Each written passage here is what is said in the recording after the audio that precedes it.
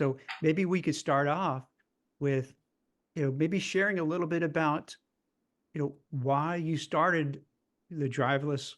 And I don't want to say cars really, right? Because it's not necessarily cars, they're buses, they're trucks and whatever.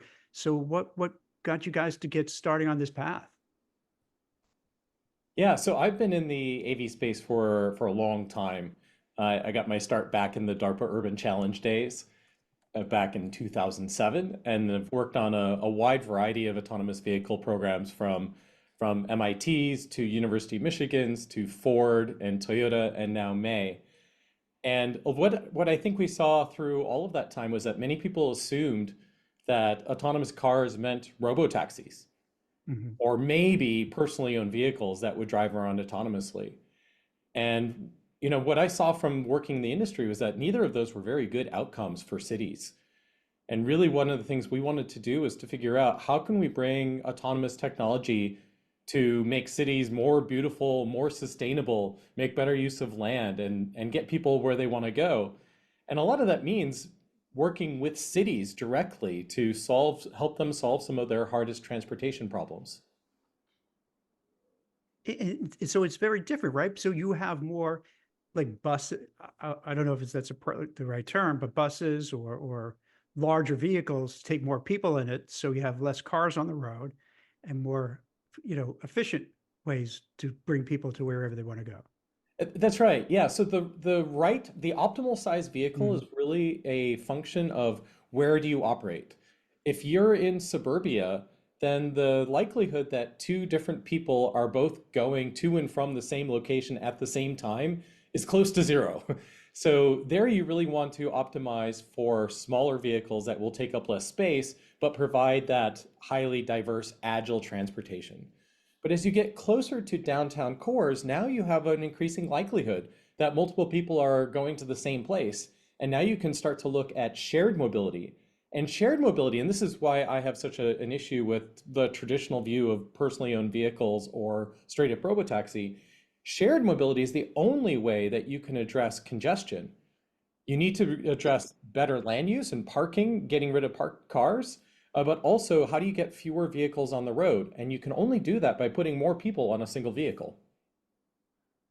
So the idea is that, hey, if we can get a larger vehicle with like 10, 20 people going into the same location instead of 20 cars going, it's better for the environment and it's more efficient. That's right. And actually the happy part of the curve starts way earlier. If you could just increase the average occupancy per vehicle to 3, you'd be making a major improvement to congestion. And we would need fewer lanes of road. We'd need fewer traffic lights would be red for less length of time. Everybody would be able to keep moving much, much better. So here's something anecdotal. I don't know if this like really lends to what you're doing. Do you prefer it Edwin, Ed? Do you have a preference? Oh, yeah. So humans call me Ed, and Google Okay. calls me Edwin. All right. I'm sort of human, so I'll say Ed. Okay. I'll Yeah. do the Ed. So so in New York City, they have congestion price hikes now. And at first, being a New Yorker and you're like, like another tax, this is crazy. But we went into the city, I want to say it was Saturday night. And I gotta tell you, we went in, whoosh, just went in, and when we got home, nice and easy. So it kind of, I think it works in the sense that now I don't know the second order effects. Does that mean it's bad for businesses because there are less people staying there? But I got to tell you, it was one of the quickest times I ever went into Manhattan from New Jersey to Manhattan back. I was shocked. Well, yeah, absolutely. I think the problem that most cities have is that there are these feedback loops, and Mhm. the feedback loops can be vicious or happy, Mhm. right? So if you have a transportation system and the quality is not so good, it's not so convenient, then more people are going to drive in, and that's going to deprive the transit system of the revenue that it needs to improve its service. So what happens is that the quality of the transit system starts declining. It gets this vicious cycle of declining ridership, declining service, and everyone sitting in their personally owned vehicles down Broadway, waiting, hoping Mhm. to get through the next traffic light. And if you can just start to reverse that, how do you start to make public transit a little bit better? Well, now you have a virtuous cycle. Now you can start to attract new people into public transit, and that gives public transit more resources, which means that the product gets better. And as the product gets better, more people come into public transit, and you run around this virtuous cycle a few more Mm. times, and now you can really transform a city and really make it easy to get around and safer for pedestrians and bicyclists. It really is a huge win-win opportunity. And congestion pricing is one of the ways to bootstrap that virtuous cycle. All right. Don't laugh at me. Don't mock at me, guys. But I'm kind of scared to go in a car that's driverless, where it's just like a robot doing it. Is that normal for people to first feel that way, but then after a while you're like, oh, okay, I get it? Is that a natural? Is that also similarly, you kind of learn to say, all right, wait, this is pretty cool. This is, I like this. Well, I'm Yeah, an I old tech think nerd. it's Yeah, it's Tom. yeah, I Uh, was gonna jump in just because I feel like, having been in the autonomous vehicle space for coming up on 8 years, right, Ed, much longer for you. We've gotten so used to it that sometimes when I meet people who have never taken a ride in our vehicle, it's a really fun conversation because they're like you, Jack, right? They've never tried it before. There's a little mhm. bit of trepidation, right? Of what is this going to be like? And then what I really enjoy is after they sort of take that leap of faith, if you will, right? They ask them questions about whether or not it's safe. How does it work? How does the car see and control itself, etc. Once they take that ride, it's amazing how quickly people just sort of get used to it, right? And what I like to say often is, you never want an exciting autonomous vehicle ride where you want them to be boring. You want to not be thinking about it, right? You're simply in the car. You're going where you need to go, safely, right, and efficiently, and also with a nice experience, right? Ed talked a little bit about how we have different vehicle form factors here at May, right? So we have a Toyota Sienna that can seat 6 people in it pretty comfortably. But we also have this larger vehicle that we're going to be introducing next year. So, our goal is to really provide that great experience depending on the right environment and who the user is. Just for the audience to get a better picture, when you say a Toyota Sienna, so it has about 6 people that you could accommodate comfortably. But then also, I think, don't you have even larger buses that can have even more people as well? Yeah, I'll let Ed talk a little bit about that. We just made that exciting announcement last week at the Consumer Electronics Show in Las Vegas. So Yeah, so our Siennas seat 4 people very comfortably and 5 if you're a little friendly in the back. This is a perfect size for a typical family that might be traveling together, and we really like that. For a larger form factor, in places where you might have more people traveling as a group or just with common itineraries, then we just announced a new product called the Technobus. This is a really cool electric bus platform. It can be configured in a couple different ways. It can seat about 20 to 30 people in a higher density configuration. This is perfect if you are in a central business district or if you are providing a rental car shuttle at an airport or an interterminal shuttle or those kinds of applications. But what's really cool about it is that it can also be reconfigured into what I think is going to have a huge impact on cities. Instead of 20 individual seats where you're kind of close to everybody Mhm. else, you can configure this as 8 business class seats. And the idea here is that if you can provide a rider experience that is competitive or better than driving yourself downtown, that's how you start converting commuters into public transit users. And so giving people the space, the comfort, the ability to be productive while they're in transit is a huge part of doing that. And with that higher occupancy, that means we can go downtown without creating as much congestion as you would if we just one-to-one replaced personally owned vehicles with robo-taxis. And would it be where, let's say, I would go to a certain designation and know that I'll have that robo taxi or robo bus, to go into, let's say, the heart of whatever city it's going to go into. And is that how eventually you're going to kind of scale it in that way? Yeah, so we envision a couple different ways that Mhm. this can come to be. Today, we primarily work directly with cities, and the cities know where their transit deserts are. We've got this population over here which may not have good access to public transit, or we have this area over here where we're trying to turn them into transit users. And so we work with the city to provide the right kinds of vehicles with to transport that population wherever they're headed.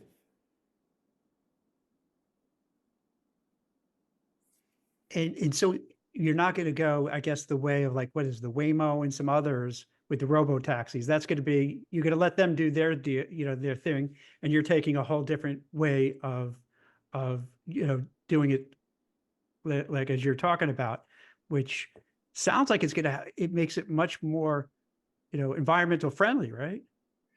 Yeah, so the key thing here is that the philosophy of how we bring the technology to the world matters. Mhm. And so the guiding overarching goal for May is that we want to help make cities more sustainable. We want to reduce the amount of real estate. I don't know if you know this, 30% of a typical city in the United States, the land use is parking. It's ridiculous. So we just waste a huge amount of real estate storing cars. And of course, people spend so much time in congestion because there's too many individual cars on the streets. So the real overarching goal of May is how do we make cities more sustainable, more beautiful? How do we make it so that your kids can wander off while you're having a cup of coffee at a cafe, and you're not worried about them getting hit or injured by a distracted driver. And this means trying to create a new kind of city, a new kind of mobility service, a new kind of ecosystem where people get around easily and more safely. Now, to do that, we're building technology that looks a lot like the technology that Waymo and other robotaxi uh, players are developing. In fact, the product itself looks almost identical. You pull out your Mhm. phone, you request a ride, the vehicle comes to you, takes you to your destination. Sounds very similar. But the key thing is how we deploy this. We want to do this in a way that makes cities better, not one that makes cities that adds to congestion.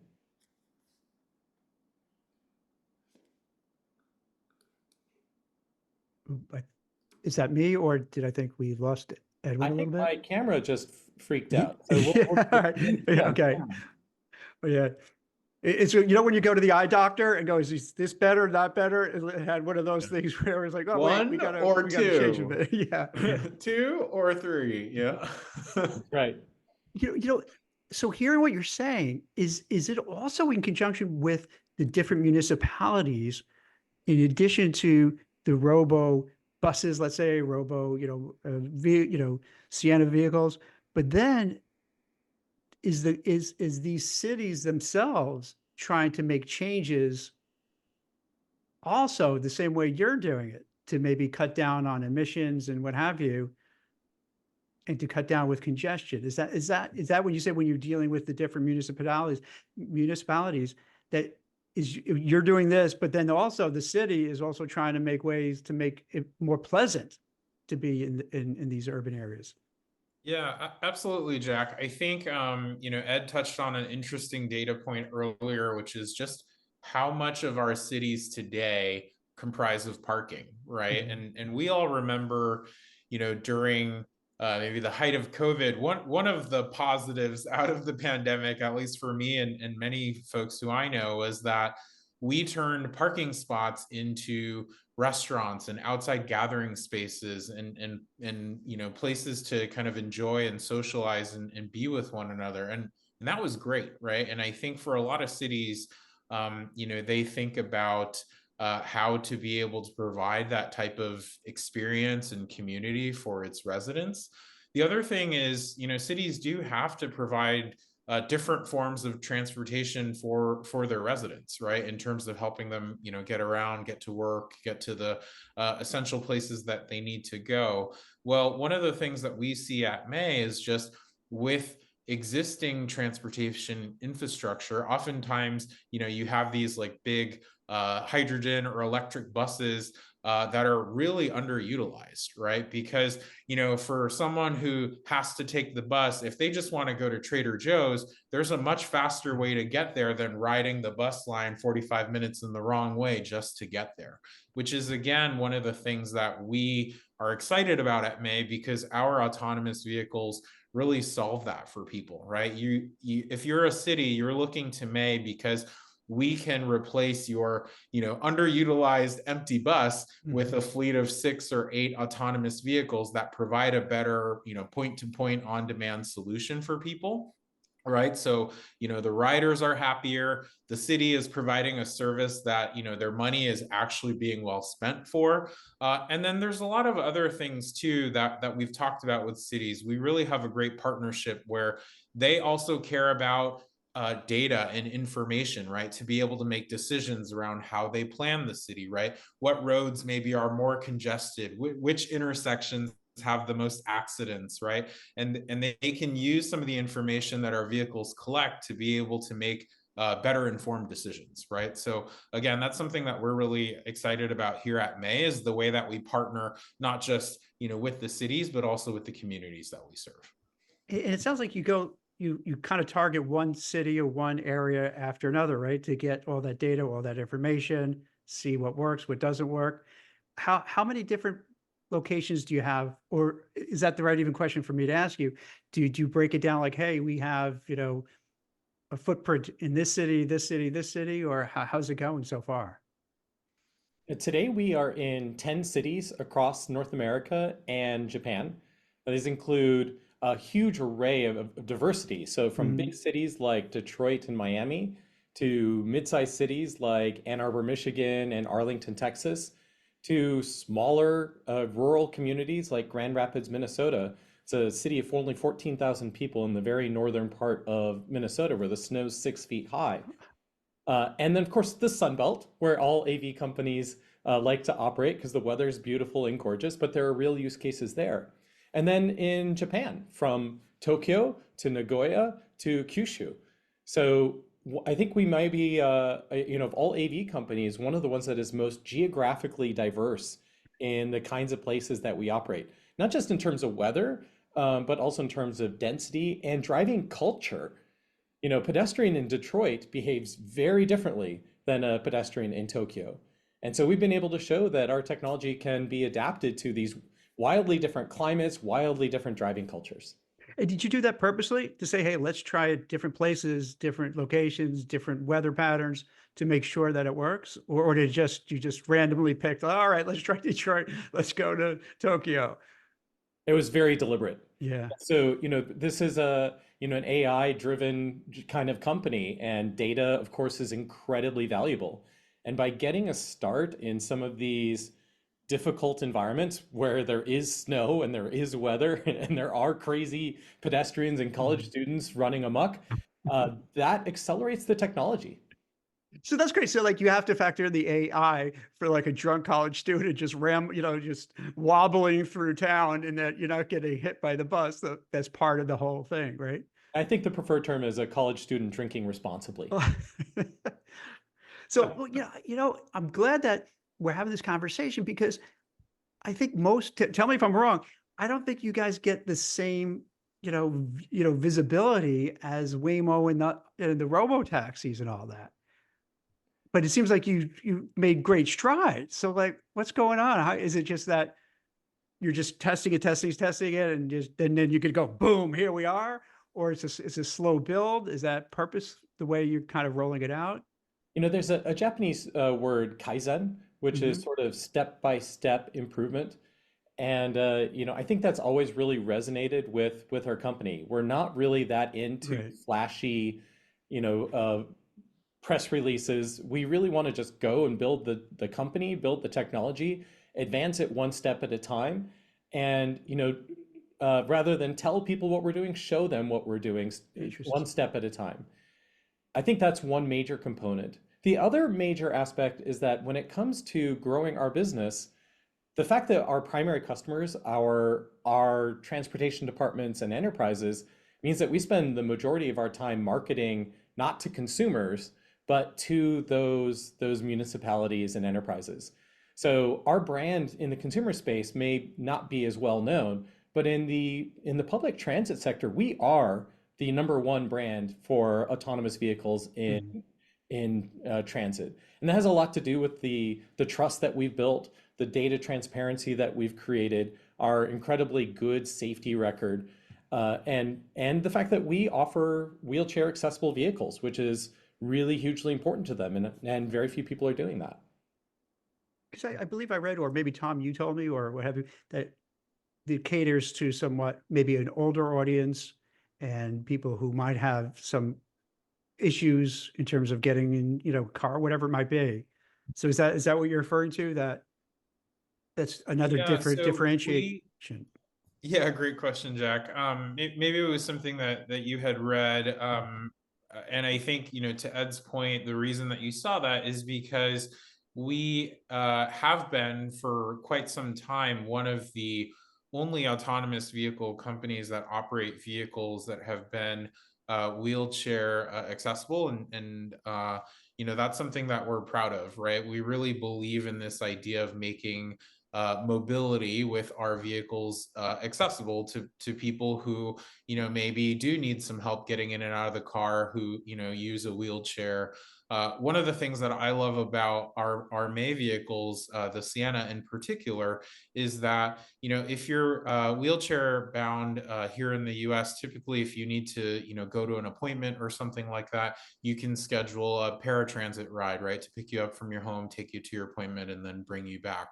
The pain point of that, though, is if you have a caretaker or someone who goes with you to the appointment, they actually can't ride in the vehicle with you when you get picked up. So then they have to drive themselves separately, right? And what I love about our May cars is that we have the ability to load a passenger with a wheelchair, and then there's still space for a caretaker or support person, or a couple actually, to be able to go on that same ride with them. And that really changes things, right? When you think about the experience of needing to leave your home to get some care or get some help, and having like your person with you, that's really different, right? Tom, I'm so with you on that because I can't tell you how many times over the years you see in crowded New York City or Brooklyn or wherever, and there's someone with a wheelchair or some, just need some extra help. And no one cares and no one wants to help them. And it's awkward and it's uncomfortable. And the person who might be in the wheelchair, as you could tell, is just feeling like, oh my gosh, this is just a so horrific situation. It kind of dehumanizes the whole, the person. So it's really cool that you're actually thinking about these things and trying to make a difference, and then having that caregiver who's there too. Because if you don't have a caregiver, you got to, and you have your challenges, and you have to do it by yourself, and you see that, and it's rough, and it's tough, and you see that all the time in the city. And it's great that you're working towards that goal to making their lives better. Yeah, definitely, definitely.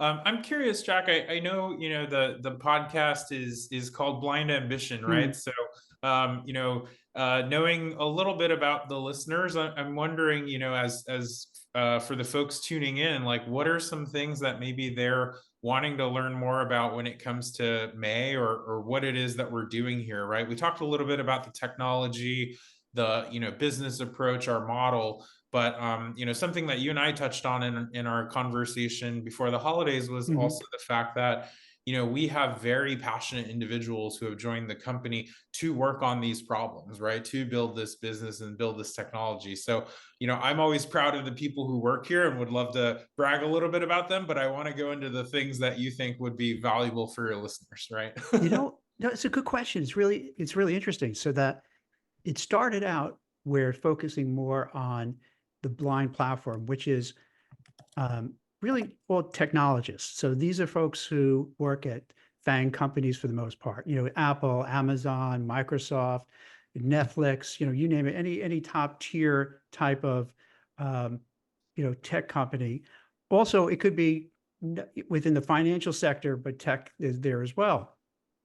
And in that space, it's you get the highs and lows. So you get a lot of, like, things are great and you're hiring, and then lots of layoffs, and then things are okay, lots of layoffs.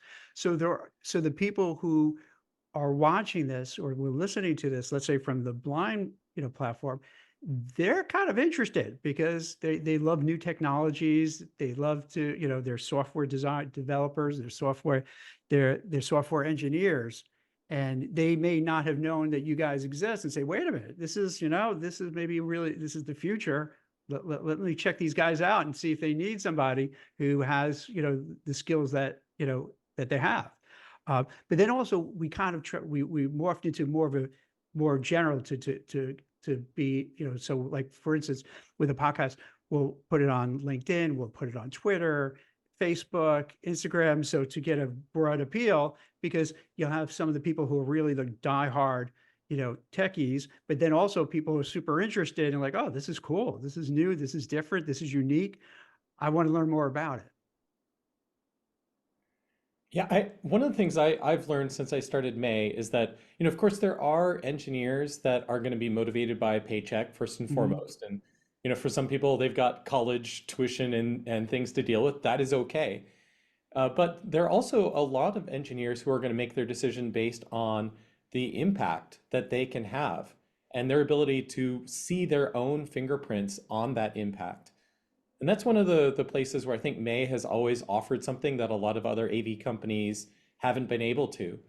Being a smaller team, if you're hired here as an engineer, you're going to be, on a very small team that owns a large part of the autonomy piece. And so you're going to be able to see how the work that you do on a day-to-day basis translates out into the field. You're going to see your code ship, not just once a year, but many times a year, maybe once a month. And that's really exciting. And for a lot of people, we go beyond that too, and they can see the positive social impact of how we're delivering our technology into the world. And I think this is one of the ways we've been able to attract such an amazing team by offering some of that potential for impact and fingerprints. That makes so much sense because I hear from these guys so often. And the reason I say guys, to be fair, the vast majority are men, but they're making great strides for women as well. Um, is that, let's say you're working for Microsoft and it's huge. And they say after a while, they just feel like, all right, I'm writing some code, I'm shipping some code, but like, I'm one out of, literally 100,000 other people. So am I really making a huge difference? And then they want to make a difference. They want to say, hey, you know what? And this goes on a lot. It's like the prestige factor. You weigh it like, the prestige to say I'm working at Apple or Amazon against something, a firm that other people don't know about. So like, but there is that feeling for a lot of people, as you pointed out, Ed, is like, hey, you know what? I could actually make a difference. You know, it's not like 100,000 people working on it. They need somebody who really feels like, hey, this is going to be the future. I could be part of it. I could make a big difference. And a lot of people who just, especially after a while, when you see it get layoffs and this, that, you realize, you know what? Let me do something I appreciate and enjoy, and I can help and I can make a difference. So yeah, that's a big thing. Yeah, when Yeah, I was a definitely, Jack. undergrad, I think for me, when I joined the company 4.5 years ago, I remember chatting with Ed, and we really aligned on this idea about growing the team in a really thoughtful way, right? I think we've seen over the last couple of years a lot of companies in our space grew very, very quickly, right? And in hindsight, too fast, right? They then had these huge burn rates, right? Very, very large teams, but we're running into diminishing returns on the technology side of things, and then we're forced to downshift again, and a lot of players are no longer here today, right? Which is really unfortunate to see. But what I really like about May is that we've always taken this very methodical approach, right? You asked earlier, are we just Mhm. testing? The reality is no, right? We've been serving real passengers for many years now, right? We're actually in more cities than all the other AV companies combined, right? Today, which is again a little known fact, but something that's really cool. What Ed touched on earlier, though, I think is really the key. If you are someone who wants to work at May, most likely it's because our mission really is exciting to you, right? You share that vision of transforming cities through accessible autonomous technology.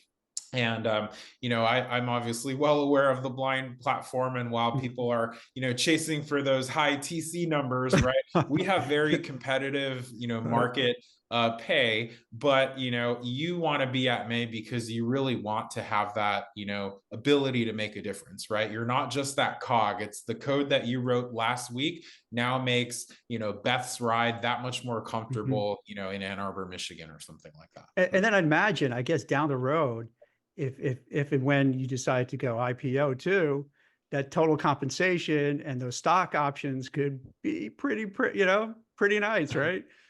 Definitely. I think one of the things about May is that, we have tremendous upside in front of us as well, right? And that's something that, again, is really exciting to people when they're looking at joining the company. While we have competitive, base benefits, bonus, our equity grants are also really, really, competitive. And because we've been pragmatic in building the business, but also with our valuation, right? So we have a ton of upside ahead of us still. When you look at some of the metrics and milestones that we've achieved at May, we're actually ahead of many who are, valued several X higher than we are. So that makes us feel good because we know that that's where we're heading.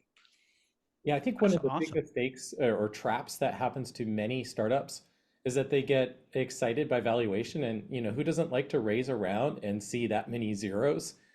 But the problem with that approach is that if you're not done raising capital, if you're not going to reach positive EBITDA based on the capital you have on hand, then you have to leave headroom so that the next investors can see a path to profitability, to a return on their investment. And this is something that's really guided May, that at every raise, we've been very thoughtful, like, yeah, we want an increase in valuation because we've had a great year. We've achieved X, Y, and Z. But hey, we know we're going to have to do another capital raise in, another year or two. And so we have to leave headroom in there so that those investors are excited and motivated. If you don't do that, you end up burning out of cash. You end up running out of cash as a company that was worth many billions of dollars because nobody is going to invest. It's an uninvestable company at that point. So how, I don't know if you look in these terms, but how big do you think May can get? Well, the market that we're going after, we're starting in today, is this public transit B2G and B2B marketplace. In the US, Canada, and Japan, which are our three markets of focus, that's a $40 billion market. And so even if we only captured a few percent of that, that makes May Mobility a fantastically successful company and a great outcome for everyone. And it's worth pointing out that we are the only AV company playing in that space. So Waymo is not working in this space. The other AV companies are not working in the B2B, B2G. There's some interesting reasons I can unpack why, but this is ours. So you got this whole lane, no pun intended, but like you have this whole lane to yourself, basically. That's right. Yes. And if you think about it, for a company like Waymo, of course, technically they're capable of operating vehicles in a lot of the environments that we do. But what they can't do is they can't afford to have their vehicles drop below very high asset utilization, right? So that if they come to a more rural environment, they're not going to be able to keep their vehicle busy 24 hours a day. And that's going to negatively impact their unit economics in that sort of classic robo-taxi go-to-market strategy. So literally, they can't make money in these more rural environments without working without replicating our business strategy. But they can't do that either because the typical customer for us might be a 20 or maybe 50 vehicle deal. They have to deploy hundreds of thousands of cars in order to reach profitability, and they can't do that 20 or 50 vehicles at a time. So this is really I think something many people, analysts, miss in the space, that while Waymo has accomplished a huge amount, their product is great, because of their size and their go-to-market strategy, they are prevented from going after the market that we are in, which has much better revenue potential. And it's worth pointing out that we are now, with the Lyft deal that we announced a few months ago, we'll be launching on the Lyft network in Atlanta, which looks a lot more like that robo-taxi market. And that market is $400 billion. Oh, so yeah, tell me about that. So what, I'm not that familiar with the Lyft deal. Yeah, so the idea here is for us to start learning more about the robotaxi Mhm. go-to-market strategy. And each of these go-to-market strategies has advantages and disadvantages. The B2G space where we start, really high revenue potential because we're replacing buses, which were very expensive. But it's also fairly fragmented, which is what keeps the Waymos of the world out of that business. Mhm. In contrast, the robotaxi market is a very comparatively low revenue potential. You're competing with, Bob in his 2012 Hyundai, right? So the revenue potential is quite low, but the advantage of it is that it is radically scalable. And that's why Waymo's in that market. They need to deploy hundreds of thousands of cars. They can deploy thousands of cars in a robotaxi go-to-market strategy by just showing up with the cars. Now, we actually don't think that that's the right way to do it. We think that replacing trips with autonomous single occupancy vehicles Mhm. just adds to congestion. But the fundamental aspect of now the rider is the primary customer rather than city is one that we can adapt our philosophy about making cities beautiful to. You know, it's interesting. I'm always curious about this. I wonder if tech folks are kind of wired differently because I find out I've interviewed so many CTOs and tech folks, and they just they feel so comfortable with it. But to me, I'm being very frank, it's a little scary. Do you find that out sometimes with your customers where, let's say it's kind of a bus, looks like as a, the Sienna van or whatever it is, and you have, a bunch of people sitting there and they're looking and there's no driver. And you have that moment where maybe all the passengers start looking at each other and go, wait, did I make a mistake here? Oh no, what's going on?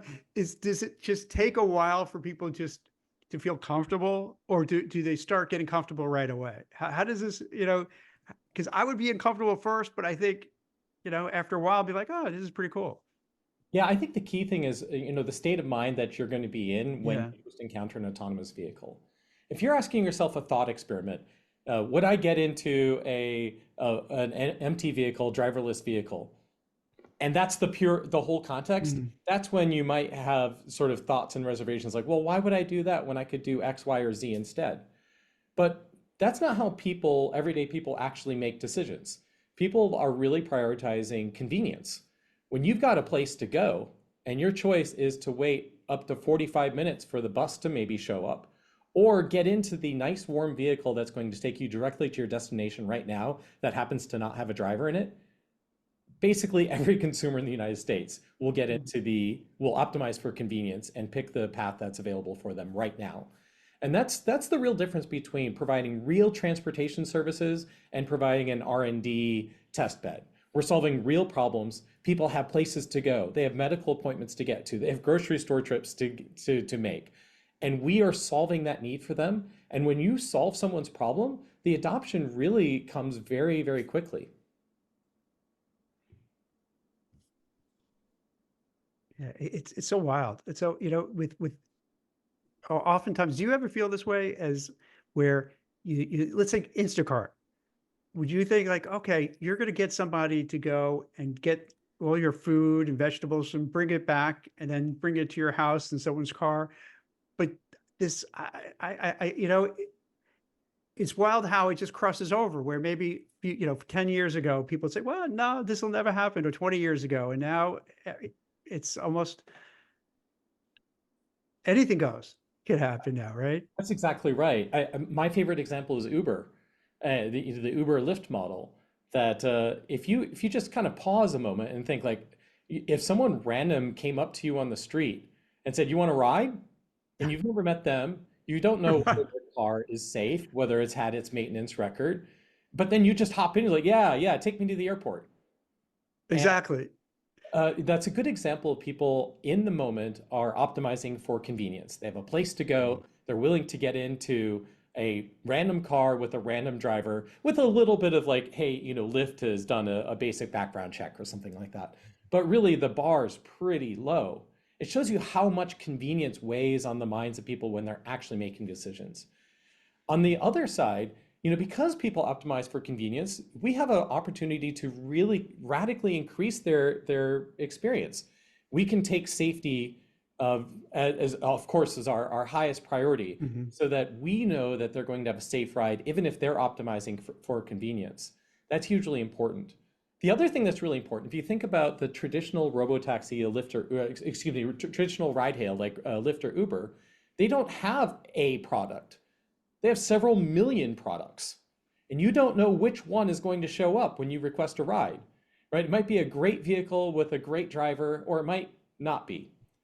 But this is something that we can really elevate the experience. Every time you get into a May vehicle, it's an expert driver. Every time you get in, it's a clean vehicle, because these are professionally maintained fleets.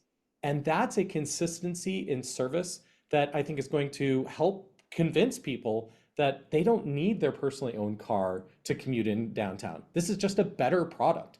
And that's really the MO of May. We want to outcompete personal car ownership. Everything we do has to be working towards making riding in a May vehicle better than driving yourself. I could see that. So when we travel, we'll have Ubers and Lyfts and what have you. And then too many times, too often, I'm in the car and I have like, maybe my wife, my kids, and then I'm looking at the person who's driving and I'm like, oh my God, what did I just do? Why did I do this? Where, maybe you ever see where the drivers have maybe one finger on the steering wheel, or they're playing around with the radio, or they're like, oh my God, this is crazy. Or when you, Wearing an Apple Vision Pro headset, I haven't seen well, that, first, but when you oh get in boy. the car, they're moving all the garbage they have on their seats, taking it off. Like, did I make a big mistake here? What am I doing? When they're flying in the fast lane. So I think there's a lot to be said to go to have a May where they know, okay, this I don't have to have the worry about a psycho who's driving 100 miles an hour, and I have to worry about like my life is and my family's lives are in danger. As opposed to like, okay, I know even though there's not a driver, Yeah, imagine every seems time you okay. rode in a Lyft or an Uber, it was, the top 10% of your rides, right? Like, Mm. of today's rides. That's what we're providing, a consistency of quality and experience. And that consistency is going to help drive adoption. Mhm.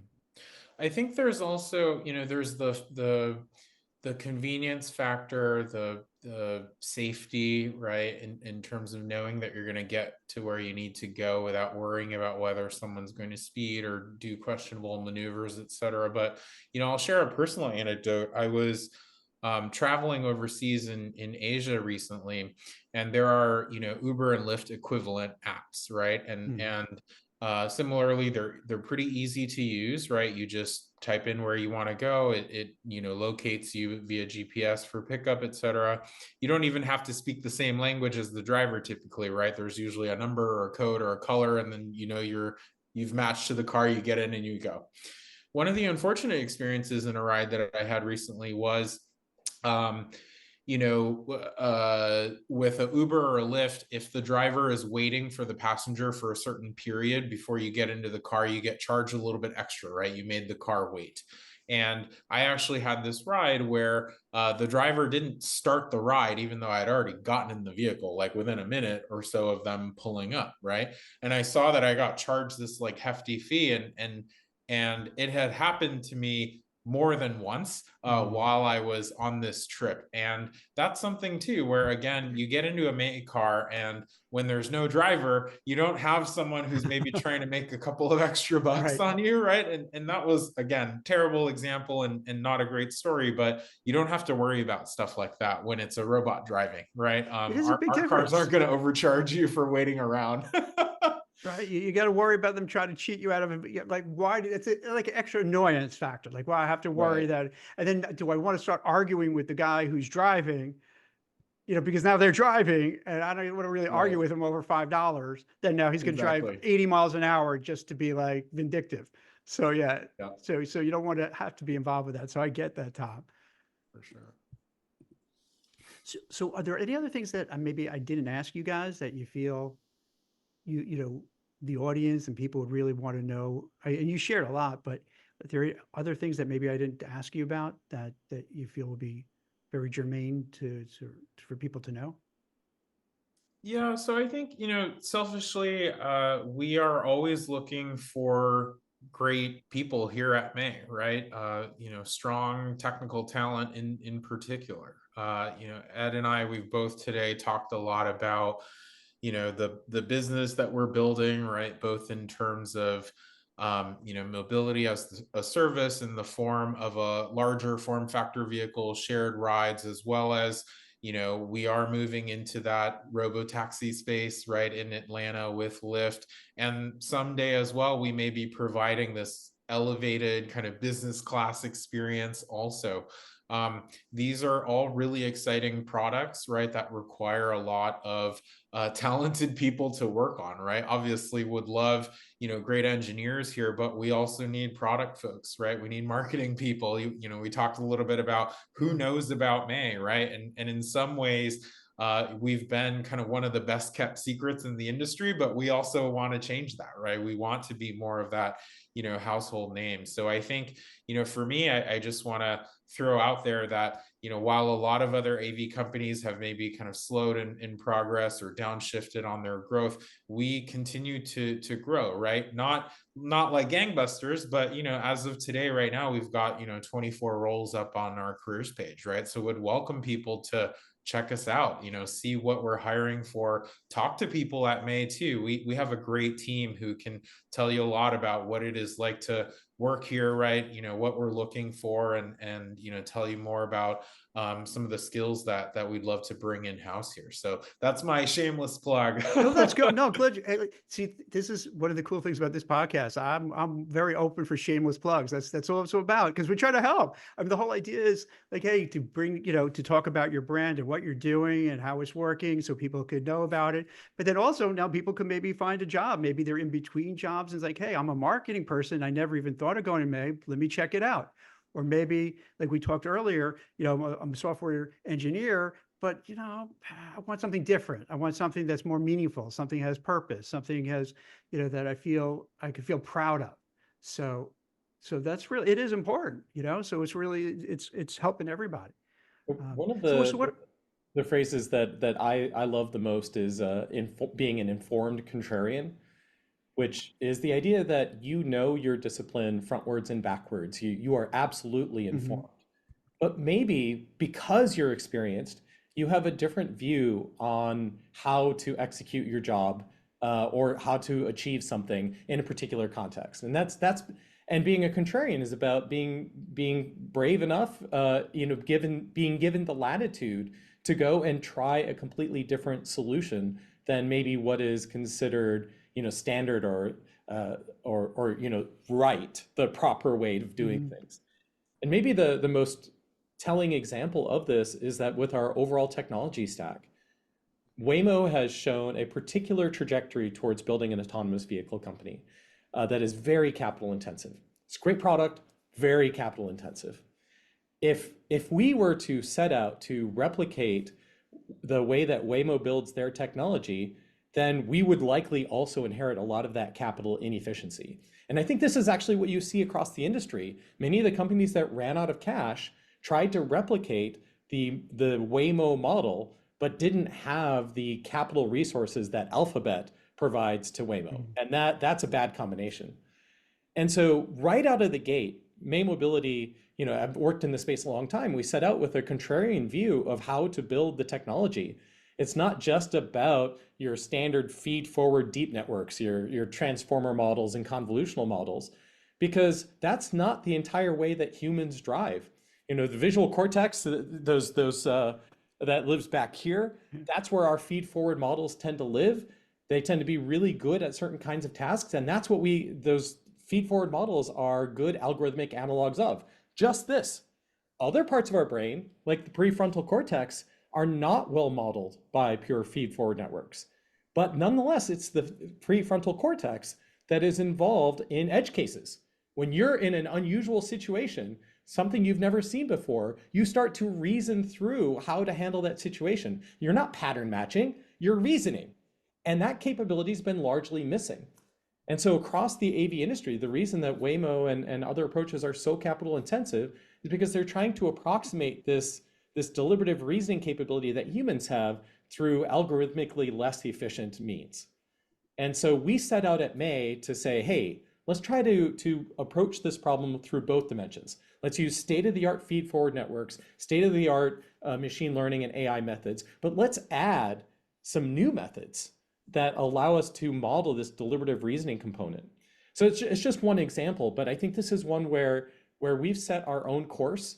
You do that by first making sure you know as much about the industry as you can, all the different approaches. And then when you think you have a really great idea, you run with it. And we've done that on the tech side. We've done that in terms of Tom and how we build our people organization, how we do performance reviews, how we hire, how we do all of these things. We know how other companies do this, but it's always been important to me to give my leaders the space to go and do it differently when they have good ideas. You know, I think also you're onto something too. What I've noticed anecdotally is in LA and San Francisco, where a lot of these autonomous vehicles aren't treated too well. They're not warmly recepted. And I don't know if that's, I'm not really sure why, but I don't think they would feel the same way by May. It just, right? It seems like for some reason they look at those cars and like, you know how they would putting on the cones on top of the hoods and stuff to like mess it up purposefully. I don't think they're going to do that to May. Is it maybe because one has that vision to make the world a better place? The other is like, hey, they're just trying to make money. I don't know. But I do see a difference, right?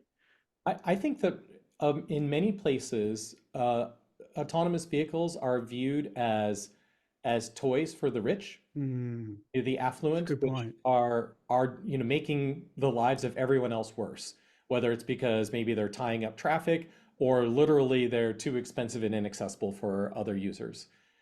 I think that's our goal, and I can't claim perfection here, but our goal is for communities to see us as something valuable to the community, something that they see us doing good in the world by reaching out to people who have accessibility issues, or working with older people, or being good partners to the city, or having a really great track record in terms of safety and data transparency. My goal is for everyone when they see a May vehicle driving by to be like, yeah, that's good. I'm glad they're here. And that's a constant effort for us to make sure we're on the right side of people's minds. Well, that's great. I love it. I love the ethos. I love the vibe, what you guys are doing. And I'm so glad that you're on the podcast so other people could learn more about what you're doing and what you're up to. And what we do is, we edit the podcast, but with this one, I don't think there's much editing to be in there.